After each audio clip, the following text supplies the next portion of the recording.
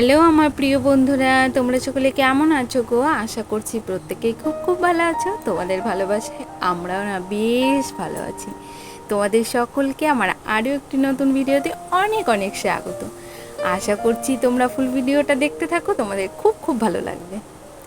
আর জানো তো বন্ধুরা, এখন কিন্তু সকাল 8টা বাজে, তাই দেখো আমার রান্নাবান্নাও প্রায় হয়ে গেছে। শাকভাজিটা ছিল, সেটাও আমি নামিয়ে নিলাম। আর এই দেখো আমার কর্তামশাই এখন যাবে ডিউটিতে, তাই কর্তামশাইয়ের জন্য ভাতটা বেড়ে নিচ্ছি। এই দেখো রান্না করেছি হলো মূলো শাক ভাজি, আর হলো কমলি শাক দিয়ে একটা তরকারি করেছি, আর মূলো দিয়ে একটা তরকারি করেছি, আর এগুলো কিন্তু মাছ দিয়েই রান্না করেছি। আর এই দেখো ডিমটা বসাতে না বসাতেই না গ্যাসটা শেষ হয়ে গেছে। তারপরে আবার আমার বরমশাই খাওয়া দাওয়া করে গ্যাস সিলিন্ডারটা লাগিয়ে দিল। আর ডিমটাও সিদ্ধ হয়ে গেছে, এখন মামামকে খাইয়ে দিচ্ছি। আর বড়মশাই কিন্তু খেয়ে ডিউটিতে চলে গেছে। ওই দেখো এঁটো থালাটাও ওখানে পড়ে আছে। আর জানো তো বন্ধুরা, আমার মামাম না ডিম খেতে খুবই ভালোবাসে। আর আর দেশি মুরগির ডিমটা খেতেও না সত্যিই টেস্টি লাগে। আর একটু হাফ বয়েল করে একটু লবণ দিয়েছি। আর আমি যেই বলছি খাবো, ও খুব রাগ করছে, আবার হাসছে। মানে এক এক সময় এক এক রকম মুখের ভঙ্গিমা করছে, দেখতে বেশ ভালো লাগছে, তাই সেটা তোমাদের সঙ্গে শেয়ার করলাম। তো এই সময়টাকে মেয়েকে খাইয়ে দিয়ে তারপর আবার ছেলেকেও খাওয়াতে হবে। আর ছেলেকেও স্নান করতে যেতে বলেছি, ও স্নান করে চলে এসেছে। আর এই দেখো ছেলের জন্য যেই টিফিনটা করেছি, মানে ডিম ভাজি আর রুটি, আর ওটাও দিয়ে দিলাম। আর তার সঙ্গে 1 বোতল জল ব্যাগে দিয়ে দিলাম।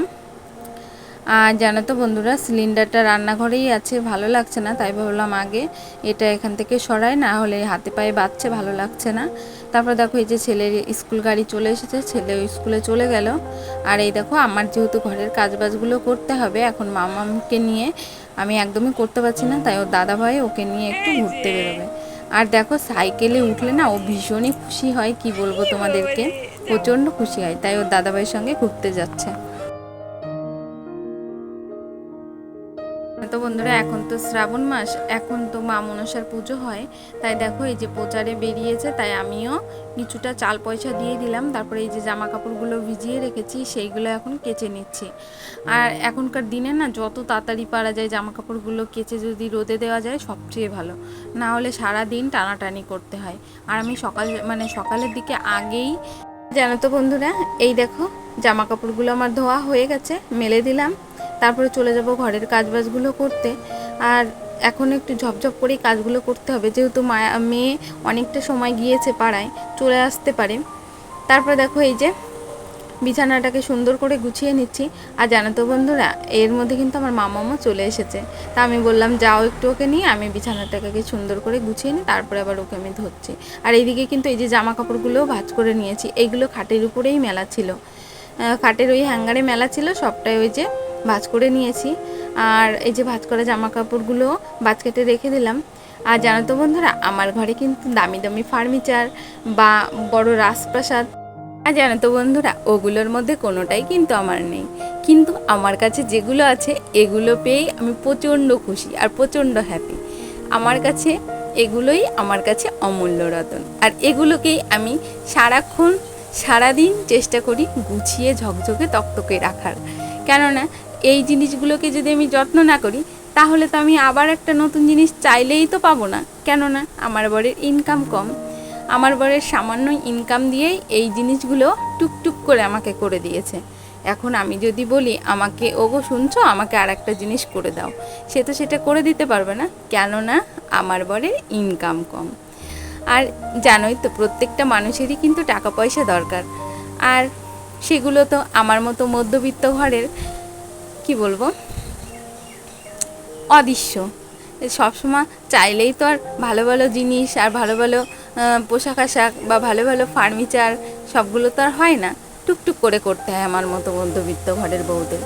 কেননা একবারে যদি বলি এই জিনিসটা করে দাও, অনেক টাকা দাবি করি, তা সেটা তো কখনো এসে দিতে পারবে না। ওই জন্য আমি সারাক্ষণ চেষ্টা করি আমার ঘরের ফার্নিচারগুলোকে, আমার এই ভাঙাচোরা ঘরটাকে, ছোট্ট এই ঘরটাকে সুন্দর করে গুছিয়ে রাখার। তারপরে দেখো আজকে যেহেতু বুধবার, আমার স্নানটাও হয়ে গেছে আর পুজোটাও করে নিলাম। আর জানো তো বন্ধুরা, বুধবারের দিন পুজো দিতে আমার অনেকটা সময় লাগে। আর এই দেখো স্নান করে আমার মামামও উঠে গেছে, আর পুজোটা দেওয়ার পরে এখন কিন্তু ওই 1:30 মতো বেজে গেছে। এখন খেতে বসেছি আমি। আর বন্ধুরা, দেখা হচ্ছে আবার পরে তোমাদের সঙ্গে। তোমরা আমার সাথে থাকো, একটু পরে আবার আসছে।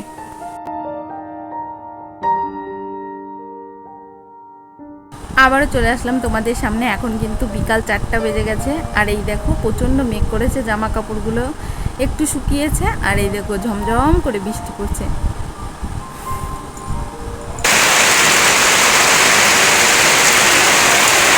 কেন তো বন্ধুরা, এখন সন্ধ্যা 7টা বেজে গেছে। আর এই দোকানটা ফুটি এনেছে, আর এইগুলোকে কি বলে আমি জানি না, আর সেটাও এনেছে আমার বরমশাই।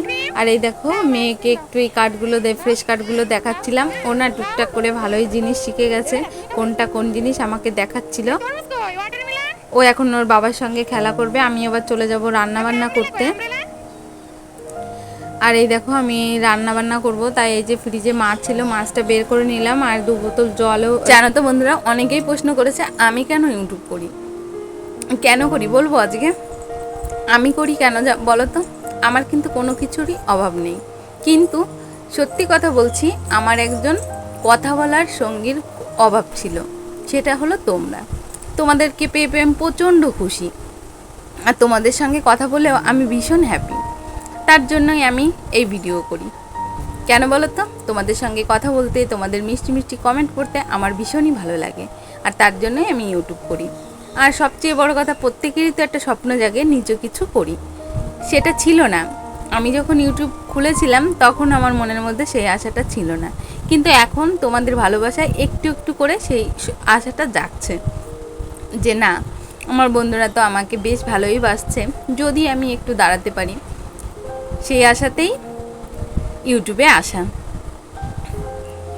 আর কি বলবো, অনেক কথা বললাম তোমাদের, এই জন্যই আমার ইউটিউবে আসা। আর তোমাদের ভালোবাসা পেলে সত্যিই আমি এই ইউটিউবে একটু জায়গা করতে পারবো, আশা করছি। তারপর দেখো এই যে এখন প্রায় 8টা বেজে গেছে, রান্নাবান্না স্টার্ট করে দিয়েছি। আর ভিডিওটা বড় করলাম না, প্রত্যেকে টাটা, বাই বাই।